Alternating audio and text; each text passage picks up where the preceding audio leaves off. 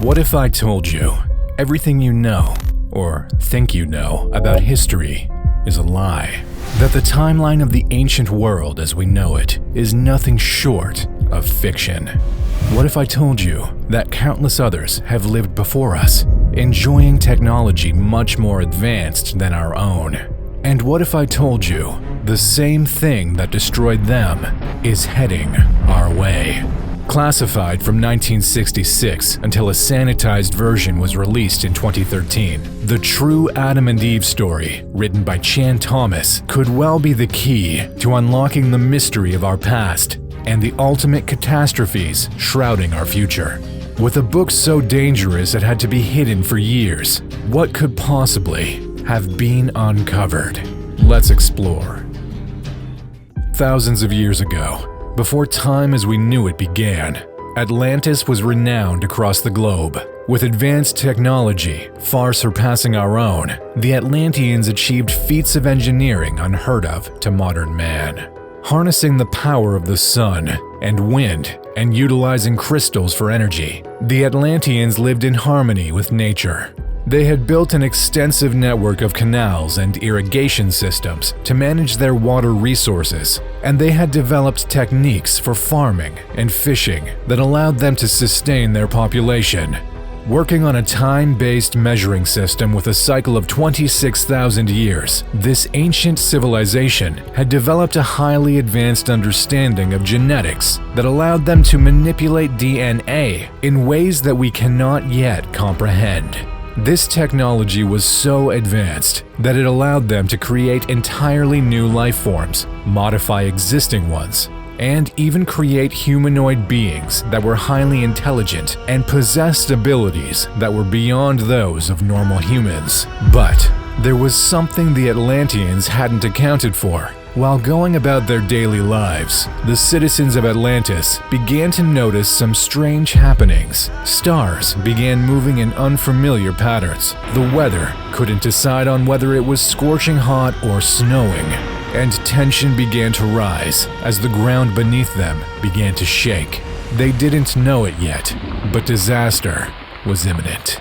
As they clutched to loved ones, wondering what they had done to anger the gods, the earth as they knew it was changing forever.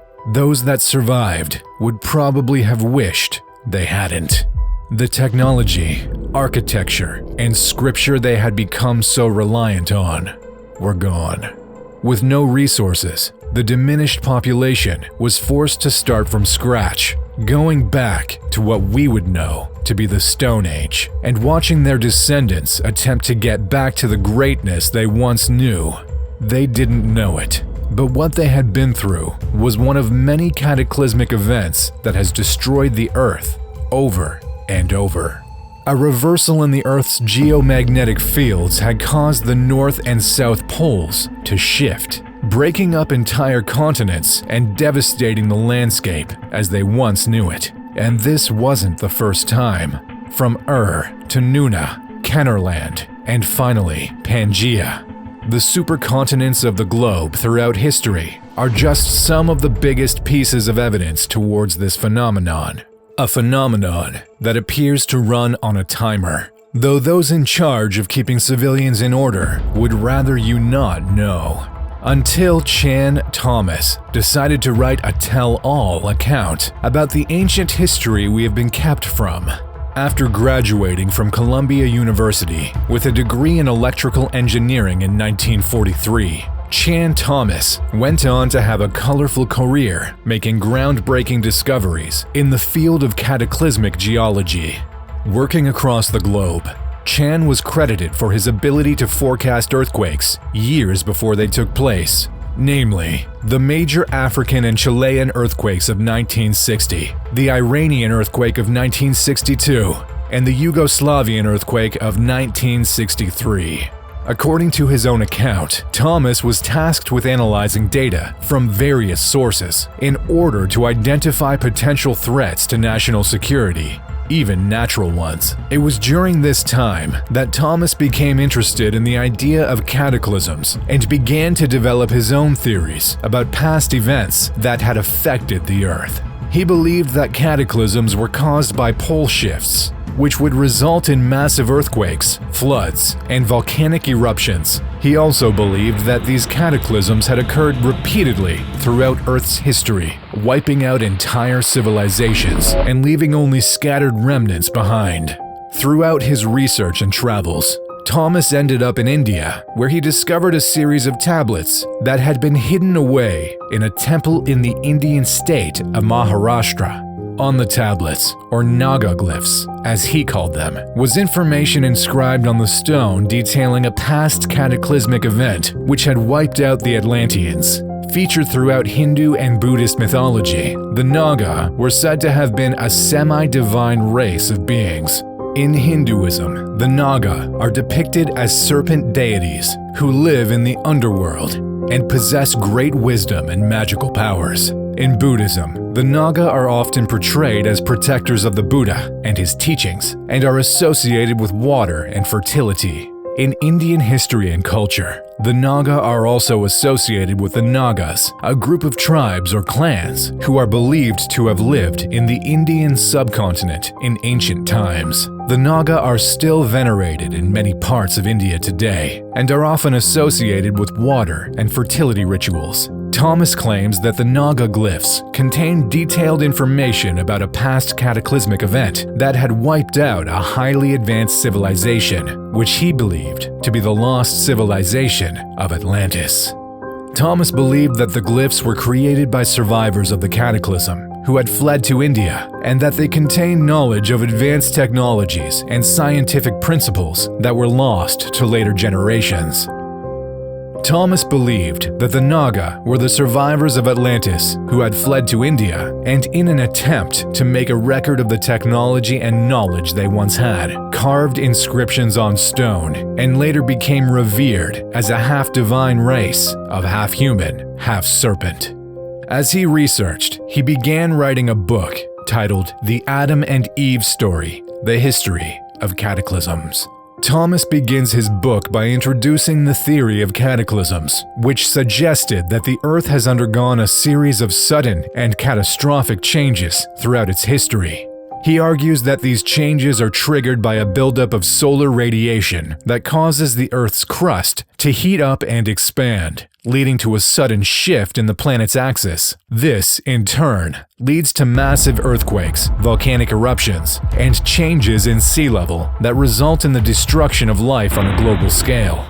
Thomas claims that evidence of past cataclysms can be found in geological formations, ancient myths and legends, and other sources. He points to evidence of geological anomalies, such as uplifted coral reefs, out-of-place fossils, and ancient ruins that suggest that the Earth has undergone major changes in the past. He also cites ancient myths and legends from around the world that describe cataclysmic events, such as the biblical story of the flood, the ancient Sumerian myth of the deluge, and the Hindu myth of the destruction of the world.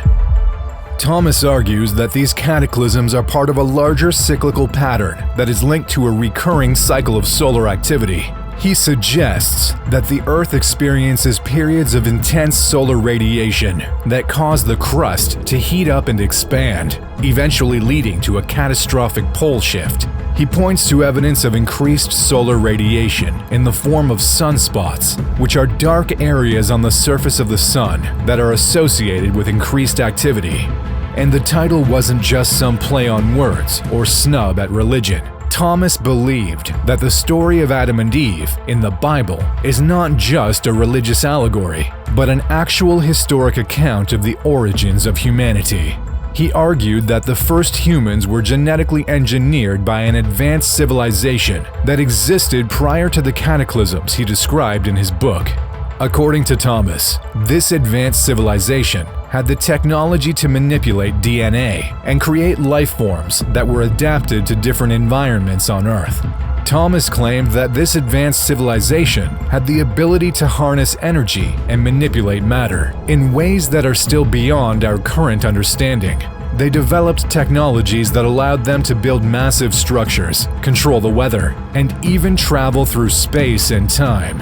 It was also suggested that this civilization had developed an advanced form of communication that was based on a universal language that could be understood by all beings, regardless of their native tongue. One of the key aspects of this advanced civilization was their understanding of genetics and the structure of DNA. According to Thomas, they had developed a highly advanced understanding of genetics that allowed them to manipulate DNA in ways that we cannot yet comprehend. This technology was so advanced that it allowed them to create entirely new life forms, modify existing ones, and even create humanoid beings that were highly intelligent and possessed abilities that were beyond those of normal humans. The story of Adam and Eve, he suggested, is nothing more than a retelling of the creation of the first humans by this advanced civilization.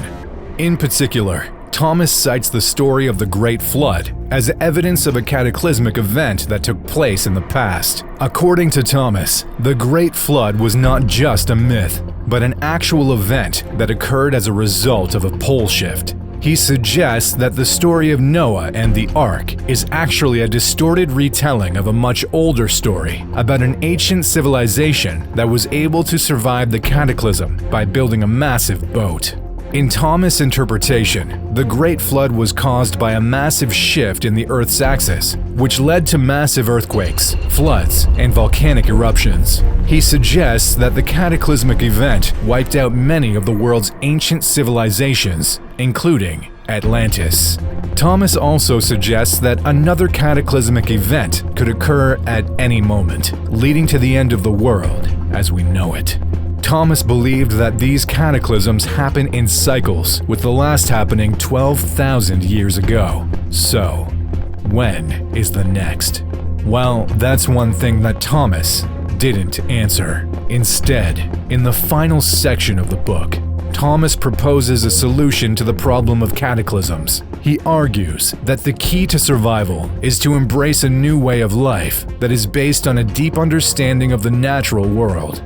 He suggests that humanity must learn to live in balance with the Earth and the cosmos if we are to avoid destruction. This means adopting a more sustainable way of life that is less dependent on technology and more attuned to the rhythms of nature. One of the most controversial aspects of Thomas' book is his claim that the United States government has been keeping the truth about past cataclysms and the history of humanity hidden from the public. He argues that the government is afraid that if people knew the truth about the cataclysms that have occurred in the past, they would be more likely to panic and cause widespread social unrest.